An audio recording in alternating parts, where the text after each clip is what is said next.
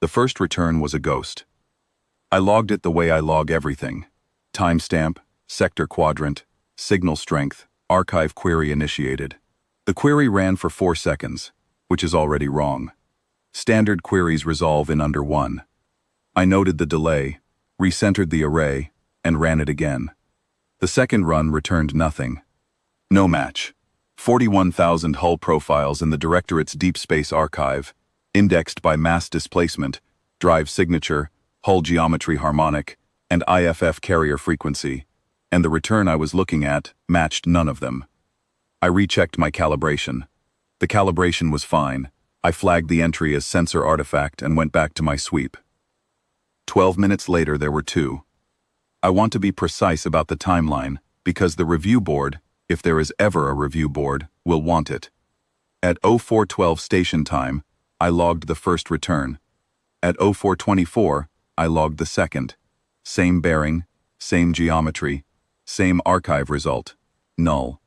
At 0431 there were 9. At 0440 there were 63. I was already on the command channel before the number hit 100, and I was using a voice I had not used in 11 years of posting. The flat, over-enunciated voice you use when you are not certain you are reading your own instruments correctly, and you need someone with more authority to tell you that you are not. Relay station Aurath 7 to sector command. I have a contact cluster at bearing 274 by -11, range approximately 41 light minutes. Archive query returning null across all classification indices. Request verification ping from the Catherine array. Sector command acknowledged. Asked me to hold. I held. I watched the count climb. By the time the Catherine array confirmation came back, 17 minutes, which tells you something about how busy the verification queue was that shift. I had 412 returns on my board. The Catherine array saw them too. Same bearing, same null. 412 hulls running dark. No IFF, no transponder, no navigational hail, no deceleration signature, just mass displacement, and drive harmonic pushing toward the inner systems, at a velocity the archive associated with active combat approach. Not transit. Approach. I filed the Catherine confirmation with my log, and hailed sector command again. This time the voice that answered was not the duty officer, it was someone senior. I could tell by how long they made me wait before speaking. Analyst Ovan, your count at this time. 412 confirmed returns. Sir, Catherine array concurs. Archive query has been running continuously since 0412. 41 minutes now. No classification match on any return. All hulls running dark. No IFF, no hail, no deceleration. Silence on the channel. Then, rerun the archive query. I've rerun it 6 times, sir. Run it again. I ran it again. The result was the same. I told him the result was the same. He asked me what classification the hulls were closest to. I told him the mass displacement was consistent with Titan-grade warship class, but the geometry was wrong. The harmonic signature was denser than anything in the Titan index, as if the hulls carried more weapons housings per meter of hull than the Titan-grade spec allowed. He asked me what that meant. I told him I didn't know. That was the truth. I had never seen a harmonic profile like it. The archive had never seen a harmonic profile like it. That was, in fact, the problem. At 0517, with the count sitting at 840, Sector Command issued a classification hold. A classification hold is not an order I had ever seen issued in my 11 years at Aurath 7. It is not an order most analysts see in a full career. It means the Directorate's engagement architecture has been queried and has returned a formal hold because the contact cannot be processed, because engagement doctrine requires a classification code, and a classification code requires an archive match, and there is no archive match. The Directorate does not fire on what it cannot name. It is not a failure of courage, it is a failure of category. The system was built over 400 years of cataloging everything that moves in this sector of space. And the system works because it has always been comprehensive. You cannot build a weapon against something you cannot define. That is not a philosophy. It is the operational reality of every engagement doctrine the Directorate has ever written. The Pale Armada, That was what I started calling them in my log, because they came in running no lights, hull dark.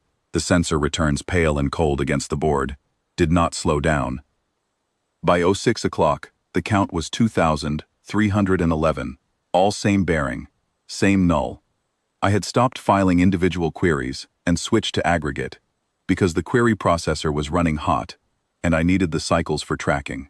The hulls were spread across a transit corridor approximately 6 light minutes wide, and they were moving in formation.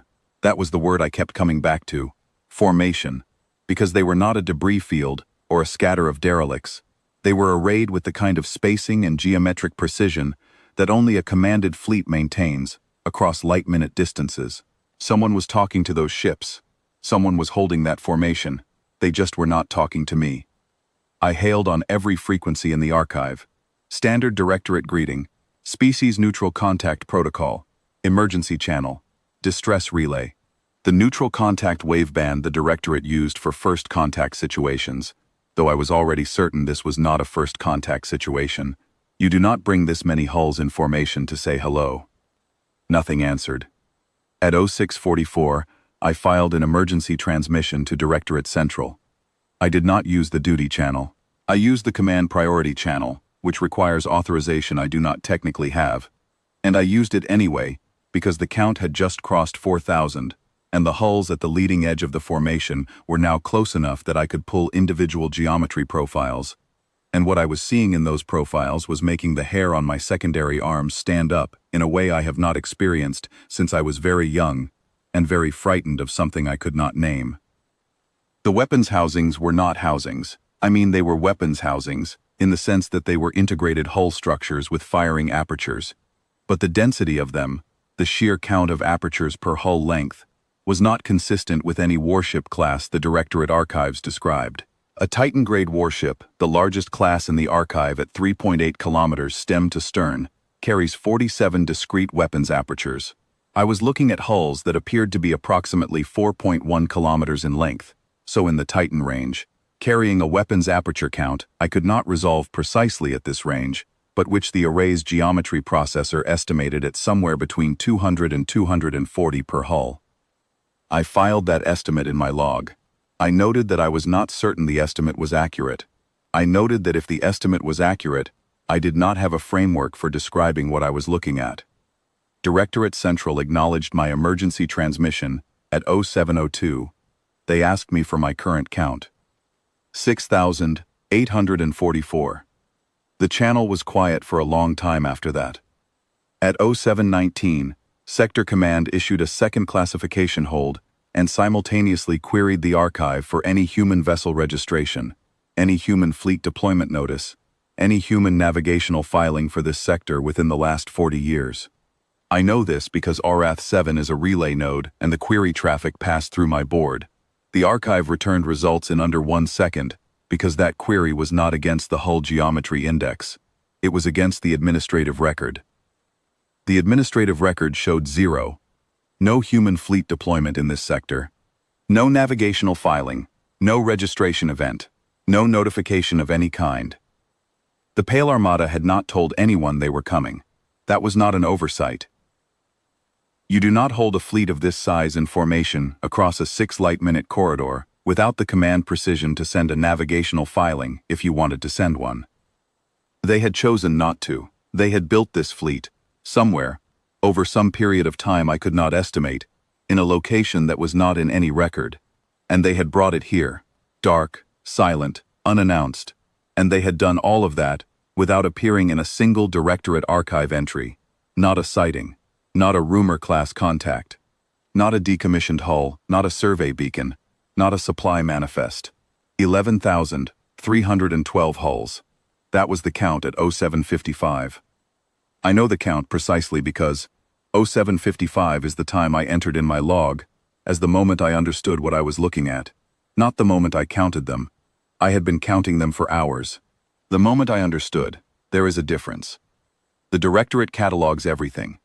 We have catalogued this sector for 400 years. We have catalogued the species that live here, and the ships they build and the routes they run, and the weapons they carry, and the docks they use, and the materials those docks consume. We have files on every human vessel commissioned in the last 2 centuries. We have files on their hull grades, their shipyard capacities, their registered fleet strengths. Those files told us the humans had a standing deep space fleet of approximately 900 vessels. The files were detailed and current, and had been maintained by 17 generations of directorate analysts. 11,312 hulls. The files had been wrong. I do not know by how much they had been wrong. I do not know how long the Pale Armada had been building in a place our survey teams had never reached. I do not know whether the 900 vessels we had on record were real, or a fabrication, or simply the portion of their fleet they had decided to let us count. What I know is that for 400 years, the Directorate had been cataloging a civilization, and the catalog had been incomplete in a way that produced an error on the order of 11,000 warships. At 0803, the leading edge of the Pale Armada entered the transit corridor that passes within 4 light seconds of Aurath 7. I hailed them one more time. Standard greeting, command channel, my name and station designation, a request for identification. My voice was very steady. I noted that in the log too. I am proud of that, in whatever way pride is possible in a situation like this. No answer came. The first hulls passed within 2 light seconds at 0817. I could pull full visual renders at that range. I did. I looked at them for a long time. They were dark, no running lights, no navigation arrays lit, no windows glowing along the crew decks. Just mass, just hull, scarred in places, the kind of deep scoring you get from drive plume impingement over long transit distances, which told me they had come a very long way. Old scoring in some places, new in others, layers of it, as if these ships had been running in the dark for a very long time before today. Their silhouettes were not elegant. They were dense, wide across the beam, with the low, compressed profile of something built for one purpose, and built to last at that purpose indefinitely. No wasted geometry, no ceremonial lines. They did not vary their course by 1 degree for Aurath 7. I am not sure what I expected. For them to hail, perhaps, for one ship to peel off and come alongside and explain what this was, for something to acknowledge that I was here, that my station was here, that I had been watching their approach for 4 hours and had asked, in every way I knew, what they wanted and where they were going. None of that happened. 11,312 warships passed through the transit corridor of this sector, and not one of them transmitted a single signal on any frequency my array could detect, and not one of them altered course, and not one of them looked at Aurath 7, and in that not looking, in that absolute flat indifference to my presence, I understood something that the classification hold and the archive queries and the weapons aperture estimates had not quite made real. We were not a factor. We had never been a factor. Whatever this was, wherever they were going, whatever they had decided, whatever calculation had produced 11,000 warships moving in silence through our space, it had been decided without us. The Directorate had not been consulted, had not been notified, had not been considered. The Pale Armada was not here because of us, and was not here despite us. We were simply terrain. We were the background, the thing the ships moved through on their way to somewhere else. The last hull cleared my sensor range at 0941. I tracked it until the drive signature faded below threshold. Then I sat for a while with my instruments and my log, and the quiet of a station that had, for one morning, watched something it had no file for, pass through a corridor we had surveyed 400 times, without ever seeing anything we couldn't name. I filed my log at 0958. This entry, the one you are reading now, is the complete record of what I saw, and what I heard, and what I did. I am filing it on the command priority channel, because I do not know who else to send it to, and I am filing it because if something happens to Aurath 7, before the next scheduled check-in, I want there to be a record that an analyst at a relay station in Sector 12 watched 11,000 human warships pass through this corridor on the morning of the 14th, and that none of them were in the archive, and none of them answered, and none of them stopped. I do not know where they are going. I do not think it matters whether we know. They were already inside the perimeter before we saw the first one. They were already past us before we could have done anything about it. The Directorate will open a file now, I imagine. 11,000 hulls will get an archive entry, a classification code, A threat assessment index number. The system will find a way to name what I saw this morning. But the naming will happen after, and whatever they have gone to do will be done long before the file is complete. Aurath 7. Out.